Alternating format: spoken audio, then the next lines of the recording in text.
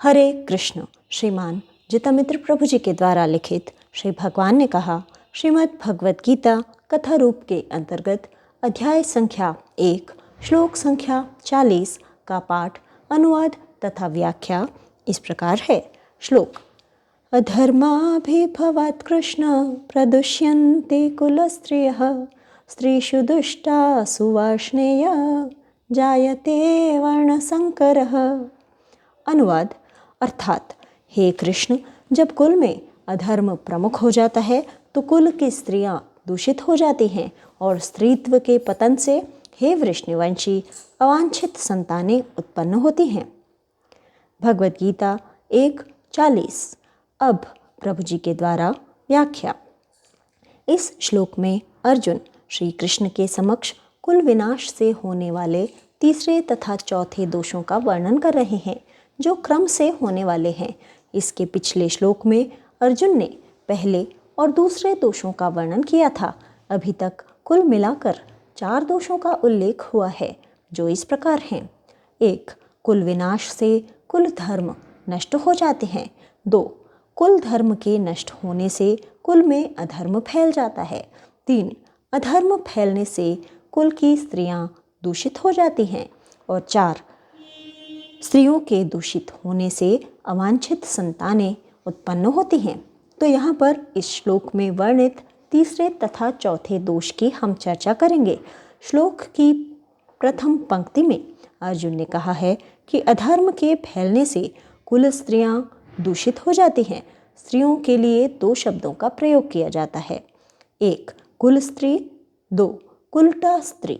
कुल स्त्री अपने कुल की पवित्रता की शक्ति प्राप्त करती है तथा अपनी पवित्रता से कुल को पवित्र करती है। कुल स्त्री वह है जिसने अपने बचपन में ही अपने माता पिता तथा अन्य गुरुजनों से स्त्री धर्म की उचित शिक्षा प्राप्त की है तथा अपने पति के अतिरिक्त अन्य किसी भी पुरुष से शारीरिक संबंध न बनाने के लिए उचित प्रशिक्षण प्राप्त किया है। पवित्र कुल की पवित्र स्त्रियां ही अपनी संतान को कुल के नियमों की शिक्षा देती हैं तथा उन्हें ऐसा प्रशिक्षण देती हैं कि उनकी संतान कुल के यश की रक्षा करे तथा कुल के यश को बढ़ाए। कुल स्त्री ही आगे चलकर कुल की माता बनती है तथा मनुष्य के जीवन में सर्वप्रथम गुरु माता ही होती है। मनुष्य के जीवन में बचपन का समय इस दृष्टि से सर्वाधिक महत्वपूर्ण है कि बालक के कोमल मस्तिष्क तथा हृदय में जो भी संस्कार डाले जाते हैं वे उसके जीवन में स्थायी प्रभाव डालते हैं।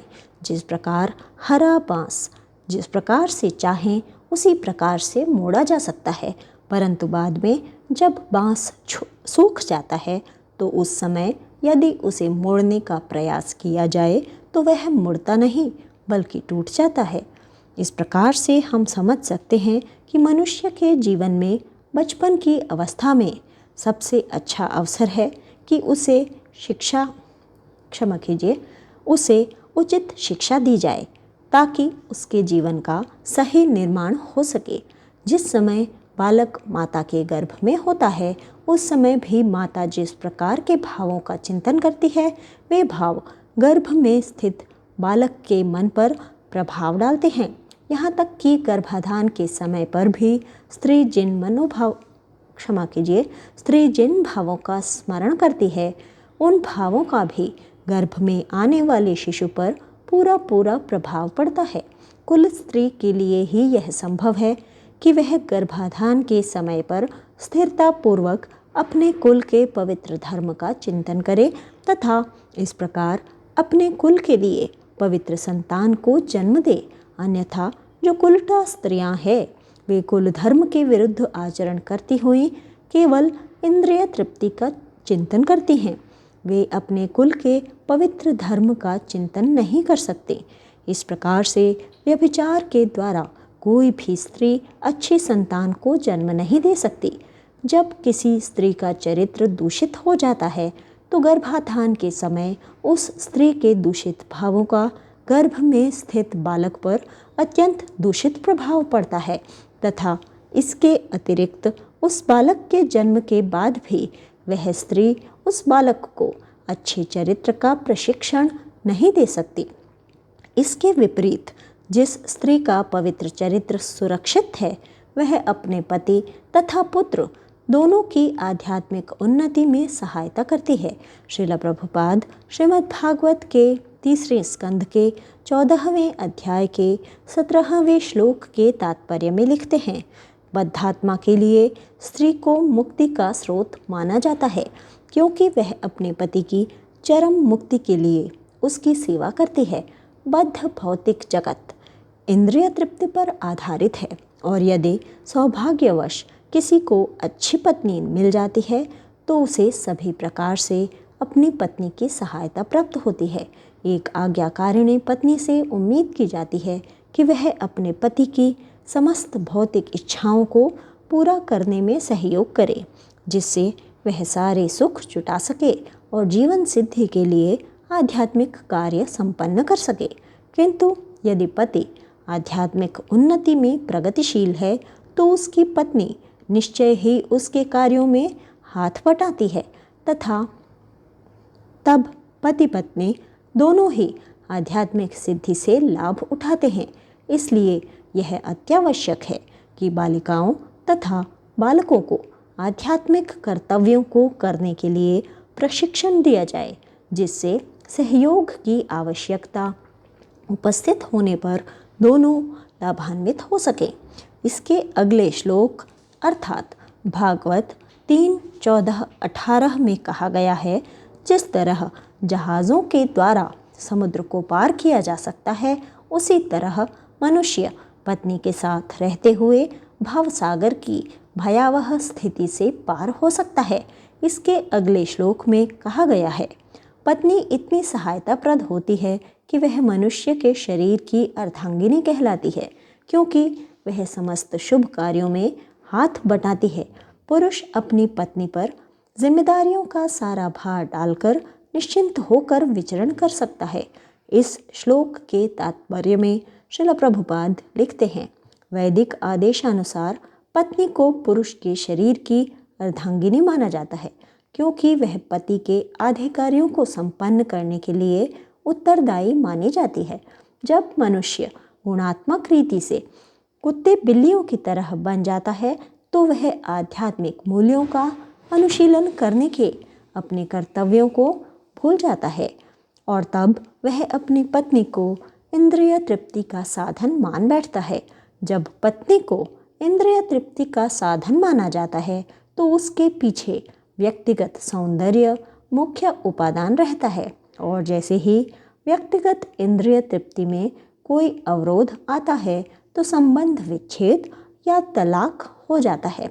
विवाह तो वास्तव में एक कर्तव्य है जिसे आध्यात्मिक प्रगति के लिए प्रामाणिक शास्त्रों के निर्देशानुसार पारस्परिक सहयोग में संपन्न किया जाता है।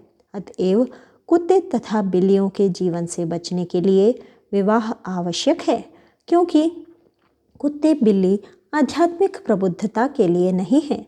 इसके अगले श्लोक में कहा गया है, जिस तरह किले का सेनापति आक्रमणकारी लुटेरों को बहुत आसानी से जीत लेता है, उसी तरह पत्नी का आश्रय लेकर मनुष्य उन इंद्रियों को जीत सकता है जो अन्य आश्रम में अजेय होती है। इसके तात्पर्य में श्रील प्रभुपाद लिखते हैं, मानव समाज के 4 आश्रमों ब्रह्मचारी, गृहस्थ, वानप्रस्थ तथा संन्यास आश्रमों में से गृहस्थ सुरक्षित है।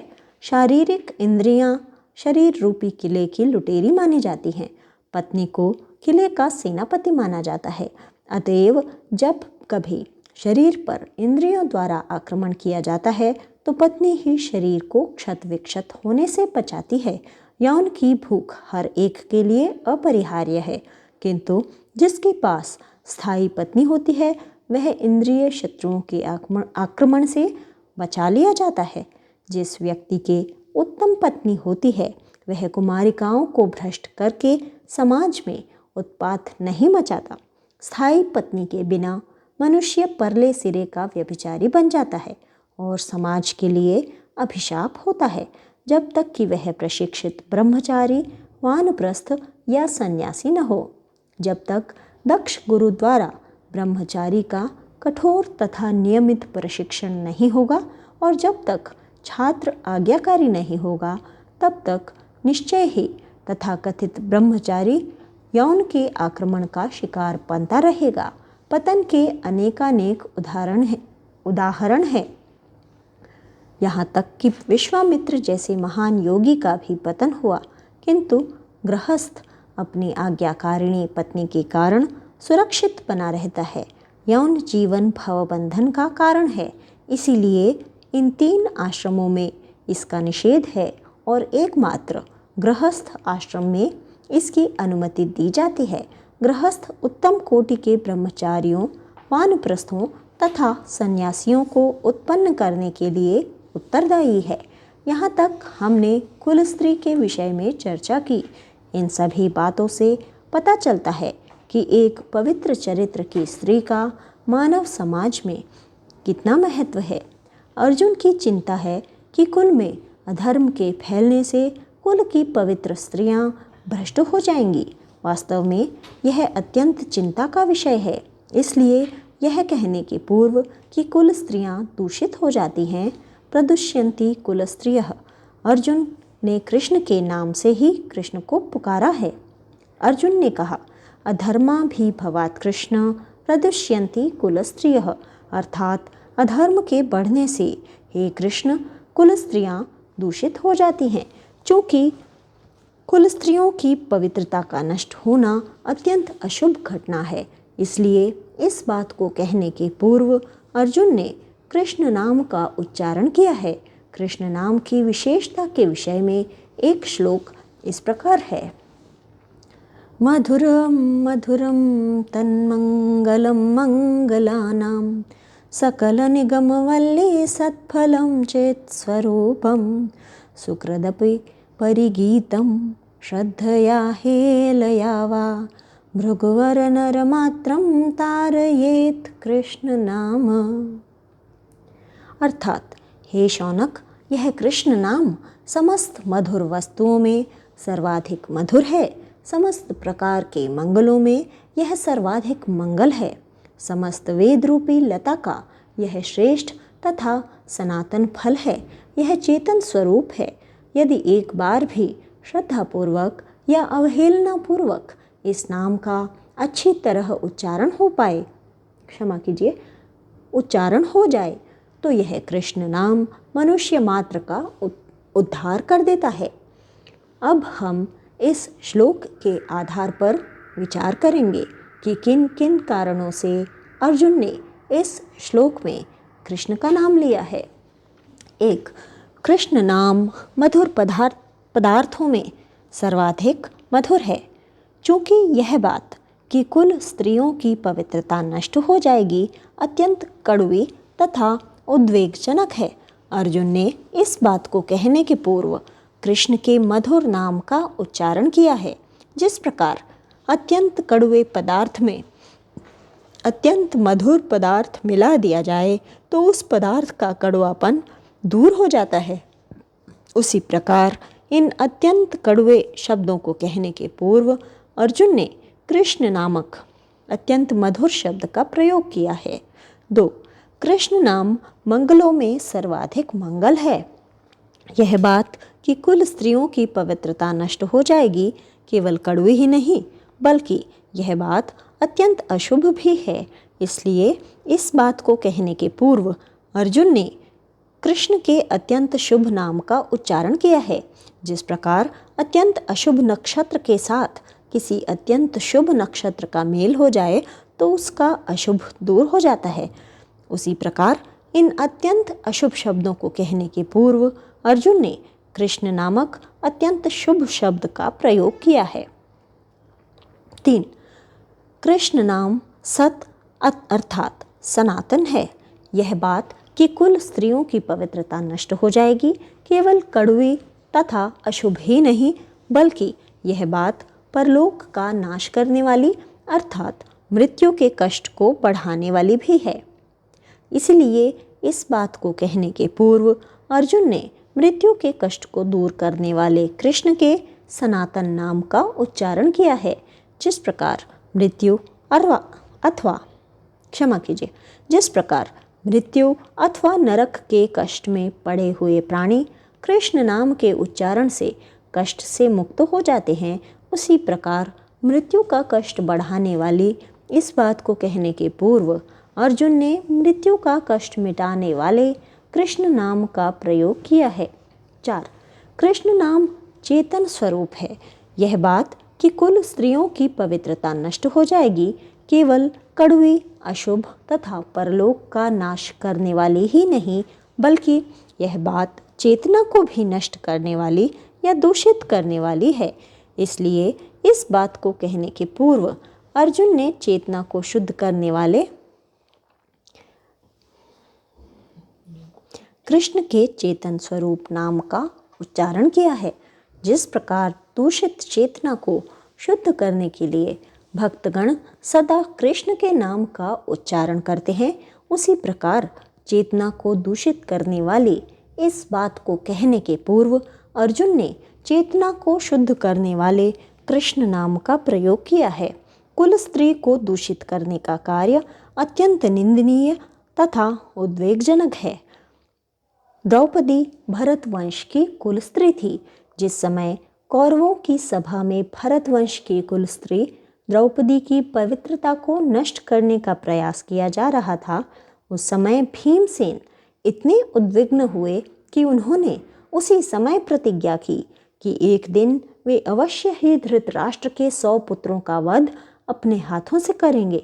इतना ही नहीं, बल्कि उन्होंने यह भी प्रतिज्ञा की कि जिन हाथों से दुशासन द्रौपदी के केश तथा वस्त्रों को खींच रहा है, उन हाथों को वे अपने हाथों से उखाड़ेंगे तथा दुर्योधन अपनी जिस जंघा को द्रौपदी को दिखा रहा है, उस जंघा को भी वे अपने हाथों से तोड़ेंगे।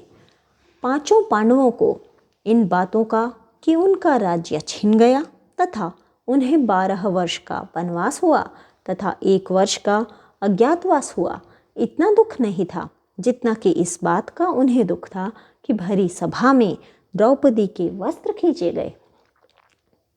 सीता जी भी जनक वंश की कुल स्त्री थी।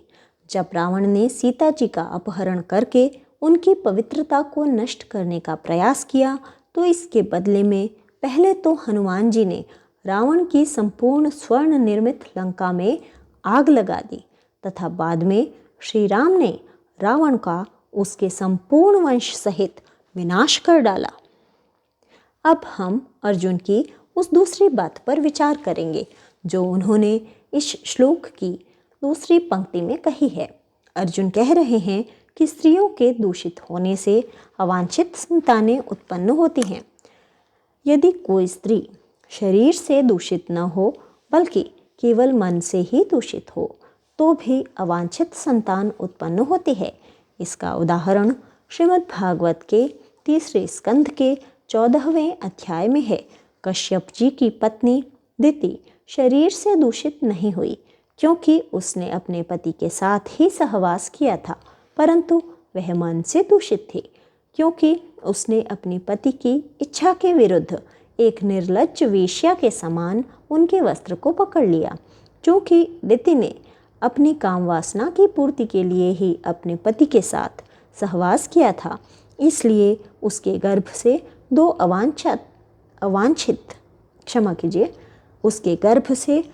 अवांछित संतानें उत्पन्न हुई, हिरण्याक्ष तथा हिरण्यकशिपु। परंतु इस श्लोक में अर्जुन स्त्रियों के केवल मन के दूषित होने की बात नहीं कर रहे हैं, बल्कि वे स्त्रियों के शरीर तथा मन दोनों ही के दूषित होने की बात कर रहे हैं। जब स्त्री व्यभिचारिणी हो जाती है तो उसके शरीर तथा मन दोनों ही दूषित हो जाते हैं। ऐसी स्थिति में अच्छी संतान उत्पन्न होने की कोई संभावना ही नहीं है। श्रील प्रभुपाद ने बताया था कि कुछ स्त्रियां अच्छी संतान उत्पन्न करने के लिए अच्छा साधु समझकर किसी ढोंगी साधु के पास जाती हैं तथा इस प्रकार धोखा खाती हैं और अवांछित संतान उत्पन्न करती हैं। अर्जुन की चिंता है कि स्त्रियों के दूषित होने में क्षमा कीजिए, अर्जुन की चिंता है कि स्त्रियों के दूषित होने से कुल में अवांछित संतानें उत्पन्न होंगी। वास्तव में यह अत्यंत चिंता का विषय है।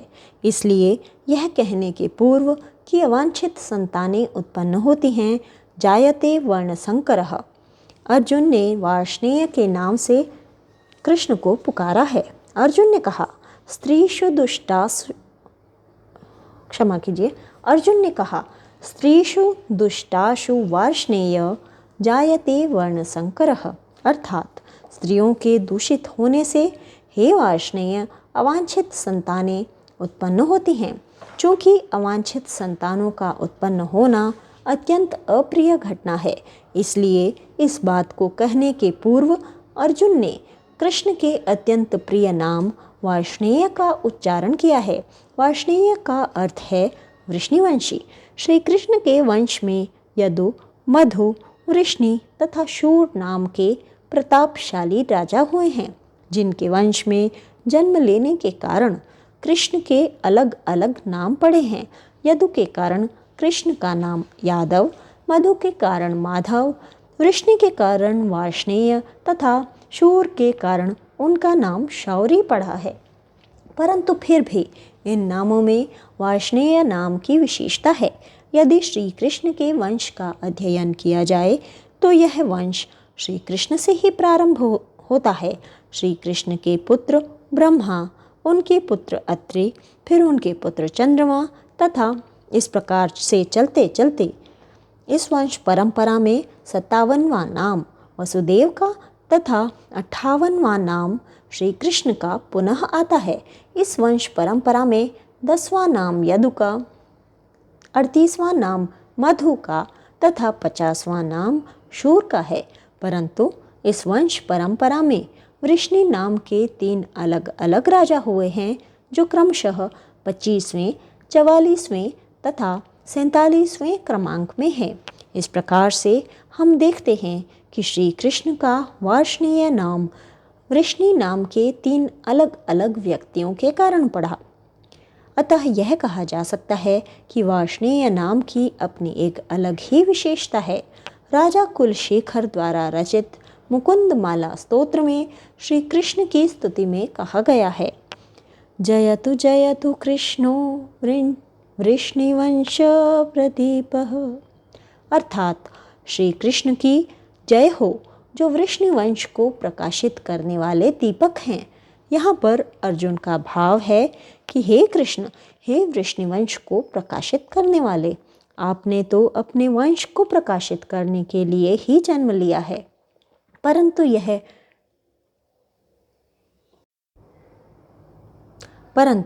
यह उचित नहीं है कि आपके होते हुए भी हमारे अर्जुन के वंश को कलंकित करने वाली अवांछित संतान जन्म ले।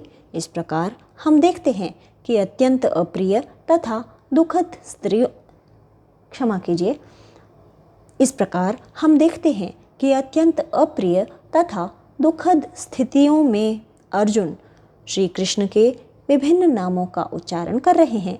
अर्जुन ने इस श्लोक में जिस प्रकार की आशंकाएं की है, उनकी कोई भी संभावना नहीं है, क्योंकि श्री कृष्ण का अवतरण संपूर्ण पृथ्वी के कल्याण के लिए हुआ है।